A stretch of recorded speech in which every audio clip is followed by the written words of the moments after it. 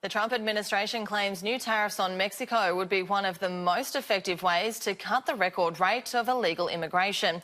Republican and Democratic Party lawmakers have spoken out against threatened tariffs, but the White House claims they're necessary to address a national emergency. The numbers are huge. 144,000 migrants arriving in the U.S. via the southern border in May alone, including more than 11,000 unaccompanied children. That's more than 30% higher than the previous month and the highest total in 13 years. We are in a full-blown emergency. The acting head of Customs and Border Protection says the system is broken.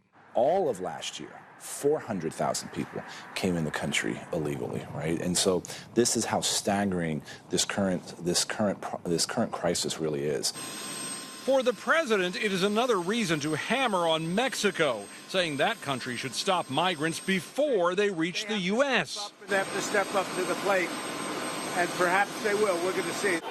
To be sure, many point out migrants are being driven out of their home countries south of Mexico by economic hardship and violence, and the promise of a better life in the States if they can make it to the border to make an asylum claim.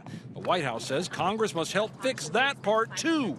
What we know that needs to happen is true congressional action, which is that of closing the legal loopholes, which would then stop the magnet of illegal immigrants coming to the United States. But some critics say the president is also to blame.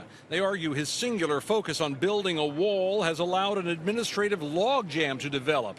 And many immigrant families know the rules limiting how long children can be detained mean they'll likely be released while their cases make their way through the immigration courts. Now, the administration has begun beefing up the immigration courts, but it's really just far too little. We're looking at about 400 judges today.